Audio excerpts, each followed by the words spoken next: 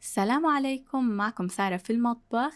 إذا عندكم مناسبة أو جمعة عائلة وضيوف قريبة وعبالكم تعملوا ضيافة تبيض الوجه والكل يحكي فيها، ما لكم إلا هيدا الفيديو. اليوم حنعمل السوشي كراب. كراب بطريقة تقديم جديدة كليا وبطعم رائع، وحنعمل خليط كراب كتير ناجح حتعتمدوه دايما إن شاء الله بوصفاتكم للكراب.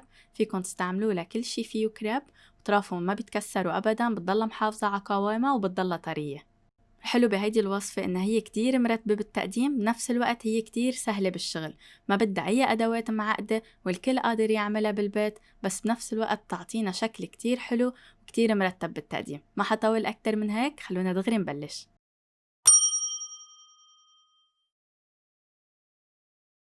لنعمل الكراب بيلزملنا 4 بيض بحرارة الغرفة، ملعقتين كبار سكر، ربع ملعقة صغيرة سكر فانيليا.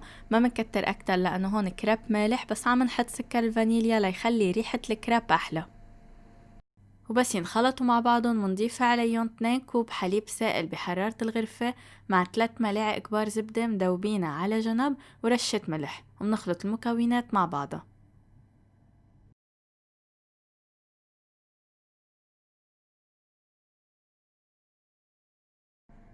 منضيف عليهم كوب ونصف طحين منخول، منضيفه على دفعتين.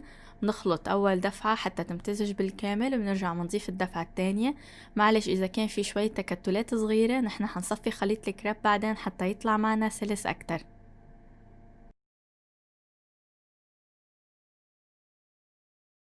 في خطوتين بنصحكم انكم تعملوهم دايما بس تعملوا كريب. اول خطوة انكم تصفوا خليط الكريب حتى ما يكون في اي تكتلات فيه، بصير بيطلع كتير سلس وكتير ناعم، كتير بيفرق معكم. بس بدكم تعملوه على المقلاية، بتحسوا قطعة الكريب طلعت احلى بكتير. شايفين كيف قوامه حلو من دون اي تكتلات وكتير بيكون سلس معنا.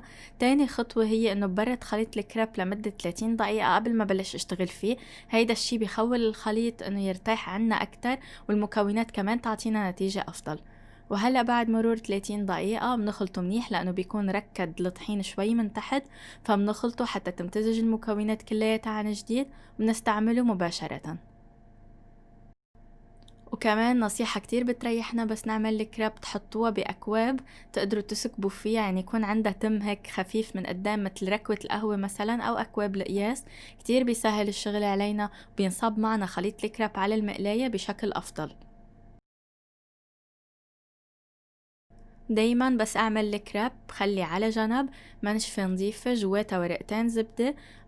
منصير قطع الكريب بس تخلص معنا بهالورق من جوا، منغطي عليهم بالمنشفة. هالشي بخليهم يطروا ويحافظوا على طراوتهم، وكمان طرافهم بالعادة بتكون رقيقة شوي، فبتصير الأطراف ما بتتكسر، بتصير بتاخد طراوة وبتضلها محافظة على قوامها الحلو، ما بتصير ناشفة ولا بتيبس.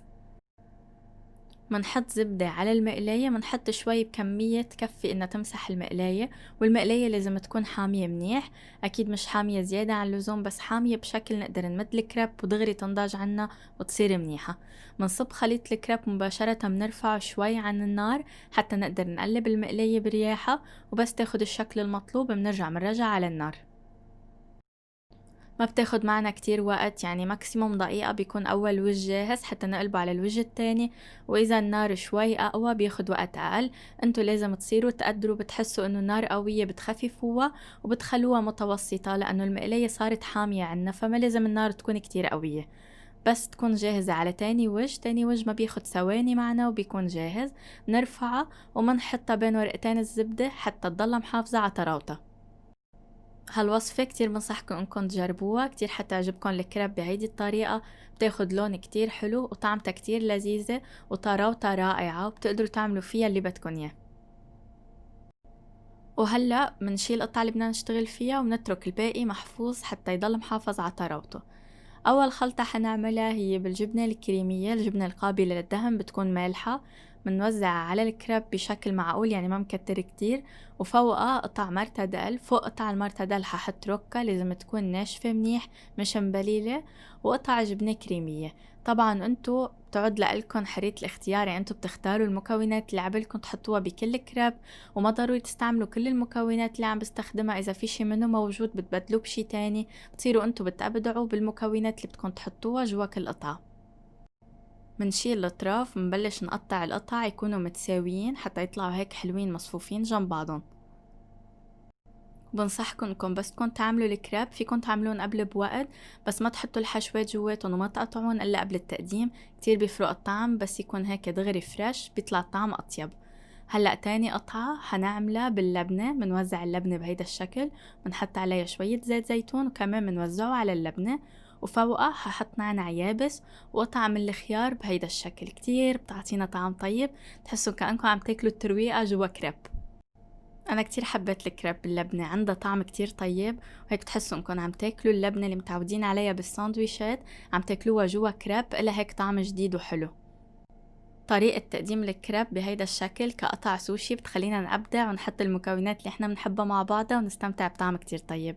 هلأ تالت خلطة هي لبنة ومرتدل وقطع بندورة مقطعة، بنلفها بنفس الشكل، نتذكر نحنا وعم نلف نضغط شوية صغيرة حتى ما يكون في فراغات، وبس تنلف معنا بشكل كامل منقطعها وبتصير جاهزة للتقديم، أكيد بعد ما نشيل الأطراف. انا عم حطهم بالسوشي بوت او سفينة السوشي مشان هيك يكونوا مثل السوشي بالضبط، بس اكيد انتو بتحطوهم باي صحن تقديم عندكم بيطلعوا كتير حلوين. ولتغيير الطعم نحنا وعم ناكل فينا نعمل صنف واحد حلو، فهيك بيكسر روتين الطعمة، بنحط مربى فريز وشرائح جبنة قشقوان. هيدا الخليط المربى مع جبنة القشقوان كنا ناكله نحنا وصغار، ما بعرف مين منكم كان ياكله هو وصغير، بس كتير كنا نحبه وطلع كتير طيب بالكريب، طلعوا الطعمات هيك كتير متناسقة مع بعضها. انا باكد لكم كتير حتستمتعوا ان شاء الله انتوا عم تعملوا هيدي الوصفه لانها ممتعه وبتطلع لنا اشكال حلوه، واهم شي كمان طعمها كتير طيبه. هلا حنعمل كمان خلطة مايونيز وخردل وحبش وجبنة، هي الخلطة أو المكونات اللي بناكلها بالعادة بالتوست، كمان كتير طيبة بالكريب وكتير بنصحكم تجربوها. الجبنة هون كمان جبنة قشقوان. ومثل ما قلت قبل، المكون اللي ما متوفر عندكم بتبدلوه بأي مكون تاني، انتو بتصيروا بتأبدعوا باللي موجود عندكم وبتعملوا نكهات كتير طيبة. الأطراف اللي عم نشيلهم حتى ما نحطهم بسفينة السوشي أكيد ما بنرميهم، بيتاكلوا طبيعي، بس لأنه شكلهم منه متناسق مع هيدول القطع فمنحطهم على جنب، بيتاكلوا على جنب كمان. هلا حنعمل نفس اللي عملناها قبل بس من دون خردل، وبدل ما نحط جبنة قشقوان حنحط جبنة الشرائح المطبوخة اللي بنحطها مع البرجر، كمان كتير لذيذة. منصف القطع كلياتها جنب بعضها، واخر وحدة عملتها بتشبه اللي عملناهم من قبل كرمال هيك ما صورتها، بقلبها مرتدل وقشقوان وخيار وركة، وهيك صارت جاهزة عنا. شايفين شكلها شو حلو، بتحطوا على جنب زيتون وبندورة وخيار، وللزينة كمان على كل صنف بتحطوا زينة معينة. هون حطيت بندورة كرزية وزيتون، وعلي بقلبها مربى وقشقوان حطيت قطعة قشقوان صغيرة بهيدا الشكل، وعلى قطعة القشقوان هحط نقط صغيرة من مربى الفريز، كتير كتير بيطلع شكلها حلو بالتقديم. وهيك بنكون وصلنا لنهاية الفيديو اليوم، إن شاء الله يكون عجبكم، كتير بتمنى منكم تجربوها وتعطوني رأيكم فيها، لأنها فعلا فكرة كتير حلوة وجديدة بالتقديم والطعم كتير طيب. صحتين وهنا.